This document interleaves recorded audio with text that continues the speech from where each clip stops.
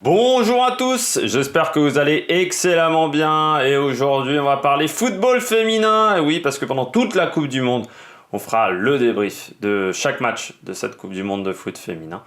Alors pourquoi le titre c'est le nulos du foot féminin? C'est tout simple parce que je regarde. Alors déjà je regarde pas souvent du football, je regarde pas tous les matchs du championnat de France de Ligue 1 par exemple. Et du foot féminin, parce que également du côté du foot féminin, je regarde pas tout et je suis pas un spécialiste de foot féminin. Donc voilà, je vais faire le débrief avec mes connaissances du moment. Voilà, je regarde les matchs de l'équipe de France, mais pas beaucoup plus au niveau du foot féminin. Voilà. On va commencer donc avec ce match France-Corée du Sud. C'était le match d'ouverture de cette Coupe du Monde. Belle victoire de l'équipe de France 4-0. On va pas faire durer le suspense. Normalement, on l'avait vu, je pense, peut-être.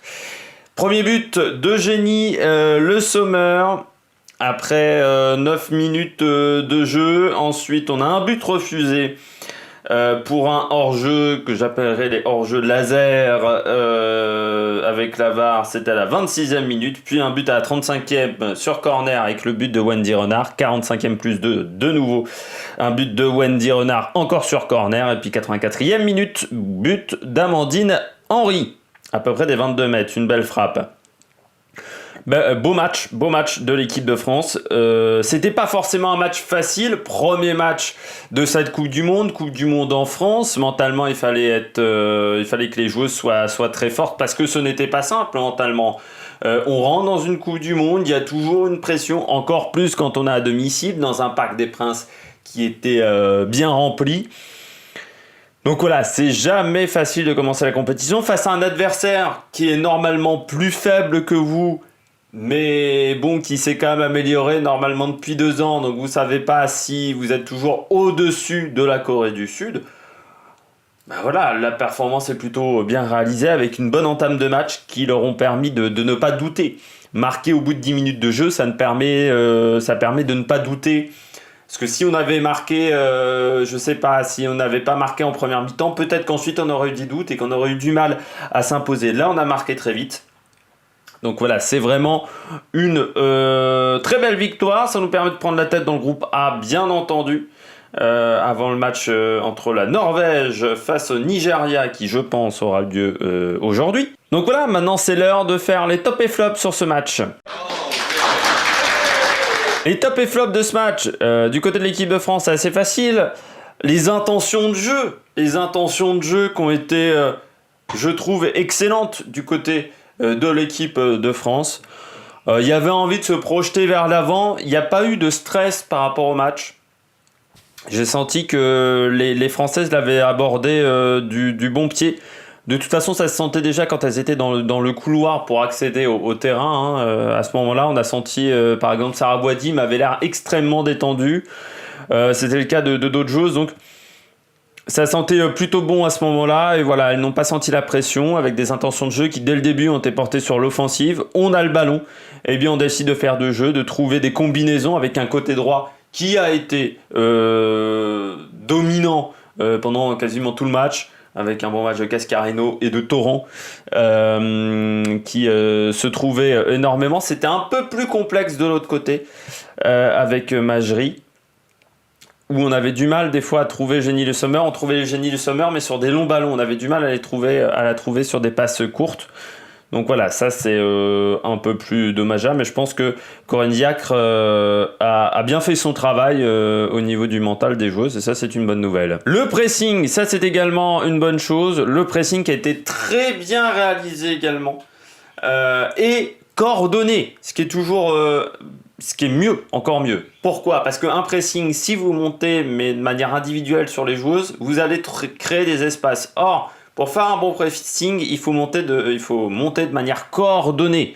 Bien entendu, il faut qu'il y ait donc énormément de discussions entre les joueuses. Sinon, vous allez avoir des trous dans votre rideau défensif, et ce qui fait que les joueuses adverses vont en profiter. En première mi-temps, c'était vraiment bien du côté du pressing. On l'a un peu relâché en deuxième mi-temps. C'est peut-être pour ça qu'on a été plus je dirais pas en difficulté, mais un peu moins percutant en deuxième mi-temps. On a récupéré beaucoup de ballons dans le camp des Coréennes qui ont eu beaucoup de mal à s'extirper de leurs 30 mètres. Grosso modo, elles avaient toujours du mal, à perdre régulièrement le ballon au bout de 3, 4, 5 temps de jeu. ce qui est donc pour nous une bonne chose. Le côté droit, donc ça j'en ai déjà parlé, les bonnes combinaisons entre Cascarino, même Gaëtan Tiné. Le but d'Eugénie Le Sommer, c'est quand elle revient côté droit. Beaucoup de ballons qu'a récupéré Amandine au Gaëtan Tiné, c'était sur ce côté droit. Donc on a été pas vraiment équilibré. C'est-à-dire côté droit excellent, côté gauche par contre, c'était un peu plus complexe avec Amel Majri, qui je pense a été un peu frustré de son match. Dernier point important pour l'équipe de France, l'intensité dans le match, physique en première mi-temps qui était bonne. Et puis également les corners qui ont été alors pas toujours très bien tirés, il y a eu du déchet technique sur les corners, malgré tout énormément de variétés, énormément de combinaisons, et on a vu que les Sud-Coréennes avaient toujours du mal à savoir si on allait tirer en un coup, en deux temps. Les corners, on marque quand même, si on prend même le but refusé, c'est 3 corners assez différents à chaque fois. Le but refusé, c'est sur un corner en 2 temps. Et une frappe et un tir de Gaëtan Tiné, voilà, un centre de Gaëtan Tiné, pardon, avec Wendy Renard au deuxième poteau. Ça c'est le but à la 35e. Voilà, le but à la 26e, je me retrouve, c'est sur en 2 temps, avec une tête de Wendy Renard et la reprise de Mbok. Le but à la 35e, là on est sur un corner, deuxième poteau, avec un corner de Gaëtan Tiné. Et puis à la 45e, c'est Majri qui fait ce corner et but de Wendy Renard. Mais là, on n'est plus au deuxième poteau. On est plutôt au point de pénalty. Donc voilà, on a eu énormément de variété sur ces corners. Et ça, j'ai trouvé que c'était intéressant. Du côté du point faible de cette équipe de France, la deuxième mi-temps. Du relâchement, alors c'est vrai que c'est dur quand on mène 3-0 de conserver le même niveau de jeu, mais un petit peu de relâchement du côté de l'équipe de France, c'est un petit peu dommage. Après, c'est vrai il y a eu quelques déchets techniques. Peut-être qu'on a laissé un petit peu plus d'espace en défense. Elles ont pu récupérer quelques ballons qu'elles n'ont pas réussi à faire fructifier. Mais voilà, faire attention, pas trop se relâcher quand on domine le match. Ça passe face à la Corée du Sud qui était pas excellente. Par contre, ça marchera pas face à la Norvège ou face au Nigeria. Et ça serait bête de les laisser re-rentrer dans le match. Du côté de la Corée du Sud, pas grand chose à dire. À part que cette équipe a été vraiment amorphe, défensivement régulièrement trop attentiste.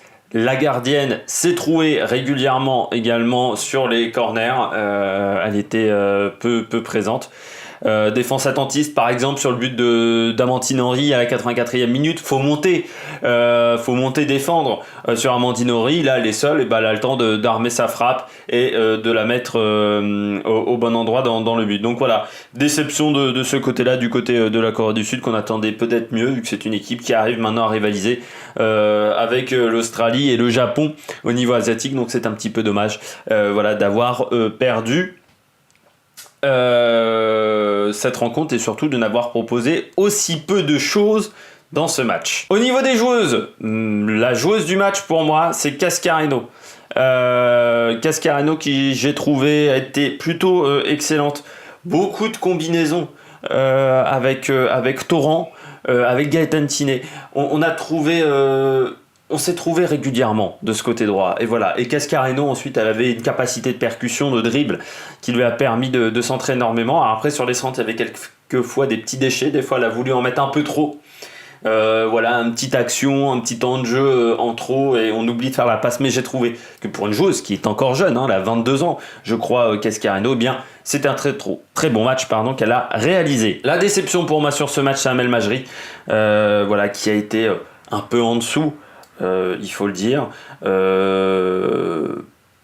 Elle a eu peu de ballons, il faut également le signaler. Et quand elle a eu des ballons, des fois, elle n'a pas réussi à bien les gérer. C'est un peu dommage pour Amel Majri, mais c'est un match moyen, c'est pas un match catastrophique de sa part. Donc j'espère que vous avez aimé cette vidéo. Nous on se retrouve donc pour faire le débrief de Allemagne-Chine plus tard dans l'après-midi.